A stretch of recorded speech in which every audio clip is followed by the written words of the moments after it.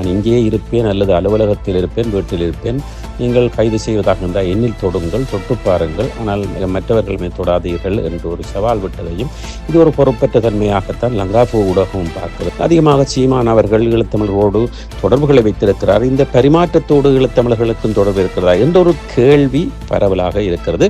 சபரீஷன் அவர்கள் ஆஸ்திரியா நாட்டில் வைத்து 109 கோடியை சீமானுக்கு கொடுத்ததாகவும் அதற்காக சீமான் இப்பொழுது விஜயை எதிர்த்து கொண்டிருக்கின்றார் என்றும் ஒரு வதந்தியா உண்மையா பரவிக்கொண்டிருக்கிறது. தம்பி செய்ததில் குற்றமில்லை என்பது போலவும் சரி அண்ணன் வந்திருக்கிற தம்பிக்காக என்று வைத்தியசாலைகள் போய் பார்த்ததும் நடித்ததும் பல விடயங்கள் பார்த்தக்கூடியது.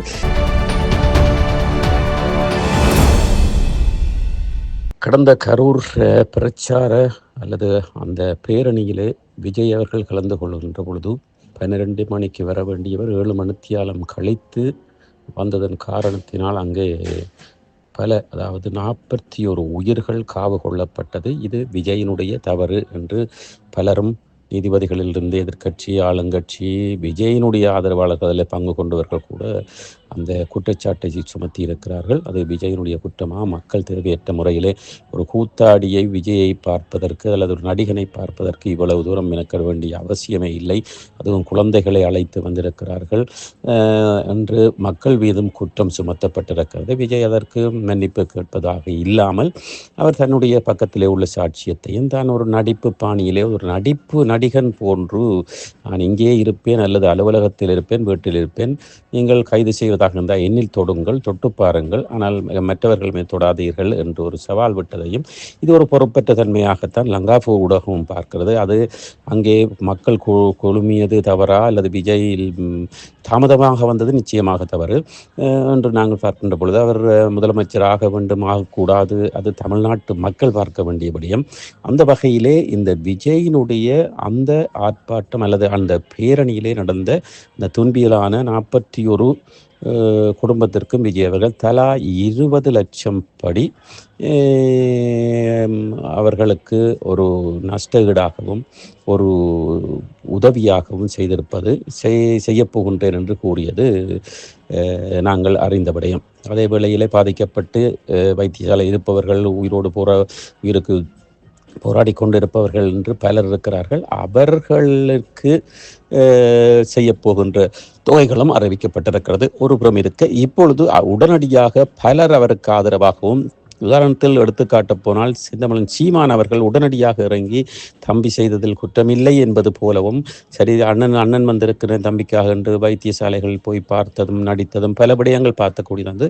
திடீரென்று தடம் புரண்டு இப்பொழுது ஏன் பாஜக, பிஜேபி, அண்ணாமலை கூட மற்றும் ஆளுங்கட்சியில் இருப்பவர்கள் கூட அந்த தொகைகளை அறிவித்திருக்கிறார்கள். மோடி அவர்கள் அறிவித்திருக்கிறார்கள். அத்தோடு கூட அண்ணாமலை கூட விஜயின் பக்கம் ஆதரவாக பேசியதை பார்க்கக்கூடியதாக இருக்கிறது. மற்றும் நடிகர்கள், தெலுங்கு நடிகர்கள்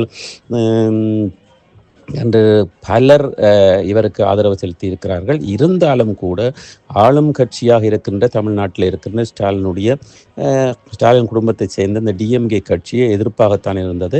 அதே நிலையில் நீதிமன்றமும் பல உத்தரவுகளை பிறப்பித்திருக்கிறது, பலரை கைது செய்திருக்கிறார்கள். அந்த வகையிலே பார்க்கின்ற பொழுது சீமான் அவர்கள் ஆதரவு செலுத்திவிட்டு உடனடியாக மறுதளித்து சீமான் விஜய் அவர்களை எதிர்த்து கூக்குரல் போட்டுக் கொண்டிருப்பது சற்று சந்தேகத்தை ஏற்படுத்தும் முகமாக அதை அந்த விடயத்திலே நெருப்பிலே எண்ணெயை அல்லது பெட்ரோலை ஊத்துகின்றது போன்று சபரீஷன் அவர்கள் ஆஸ்திரியா நாட்டில் வைத்து 109 கோடியை சீமானுக்கு கொடுத்ததாகவும் அதற்காக சீமான் இப்பொழுது விஜயை எதிர்த்து கொண்டிருக்கின்றார் என்றும் ஒரு வதந்தியா உண்மையா பரவிக்கொண்டிருக்கிறது. அதை அதிகமாக ஈழத்தமிழர்கள், அதே வேளையில் என்பிபி கட்சிக்கு ஆதரவாக குரல் கொடுக்கின்ற புதிய யாழ்ப்பாணம் என்கின்ற ஒரு முகநூல் பக்கம்தான் இதை அதிகமாக பரப்பி கொண்டிருக்கிறது. அதனுடைய உண்மைத்தன்மையை நாங்கள் நிரூபிப்போம், நீங்கள் நிரூபிக்க முடியுமா என்ற பதாகையெல்லாம் வந்து கொண்டிருக்கிறது. அதே வழியில் அதற்கும் என்பிபிக்கும் தொடர்பு இருக்கிறதா, அந்த ஆதரவாளருக்கு தொடர்பு இருக்கிறதா, அல்லது அந்த என்பிபி பிரமுகர் யார் அதை நடாத்துகிறார், யார் எப்படி அதனை கூற முடியும்? இல்லை, அவருக்கு அறிந்த உண்மையான வெளிநாடுகளிலே பல நாடுகளிலே பறந்திருக்கிறார்கள் ஈழத்தமிழர்கள். அதிகமாக சீமான் அவர்கள் ஈழத்தமிழரோடு தொடர்புகளை உறவுகளை வைத்திருக்கிறார். இந்த பரிமாற்றத்தோடு ஈழத்தமிழர்களுக்கும் தொடர்பு இருக்கிறதா என்ற ஒரு கேள்வி பரவலாக இருக்கிறது. சுவிஸ் நாட்டிலோ, கனடா நாட்டிலோ, அமெரிக்கா, ஜெர்மன், பிரான்ஸ் நாட்டிலே, பிரித்தானியாவிலே என்று பார்க்காமல் ஆஸ்திரியா, அதாவது சுவிட்சர்லாந்துக்கு செங்காலன் போர்டருக்கு அருகே இருக்கின்ற ஆஸ்திரியா நாட்டிலே வைத்து பரிமாறியதாக கூறப்படுகிறது. என்னுடைய உண்மை தன்மைகள் சரியா தவறா என்பதை தொடர்ந்தும் நாங்கள் அலச இருக்கின்றோம். சந்தர்ப்பங்கள் இருக்கிறது, ஆனால் உண்மையா பொய்யா என்பதை நாங்கள் முழுமையாக கூற முடியாது. ஆனால் என்பிபிக்கு ஆதரவாக இருக்கின்ற ஒரு முகநூல் தளம் கூறிக்கொண்டிருக்கிறது என்று பார்க்கின்ற பொழுது சற்று நாங்கள் யோசிக்க வேண்டிய விடயமாக இருக்கிறது. காரணம், என்பிபியினர் தேவையில்லாமல் பழிகளையோ அல்லது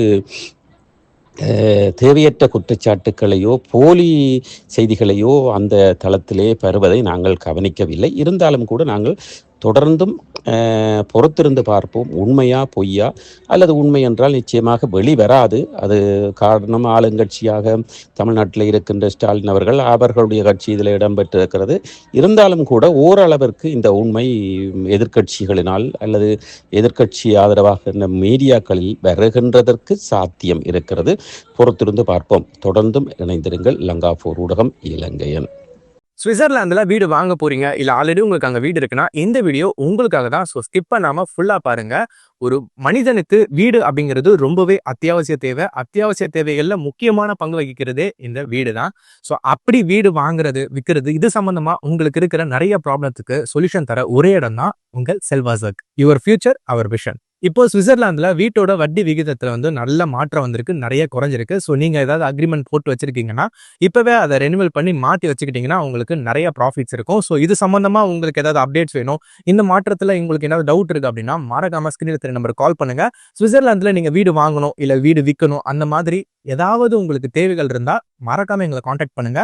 உங்களோட எல்லா தேவைகளையும் உங்க ஃபேமிலியில ஒரு மெம்பரா இருந்து நாங்க பார்த்து பண்ணி கொடுப்போம். இது உங்கள் செல்வாசோக். இச்செய்திகளுக்கு பிரதான அனுசரணை செல்வாசோக் இமோபிலியன், சுவிஸ் நாட்டில் முன்னணி நிறுவனம். தொடர்புகளுக்கு 07951464428.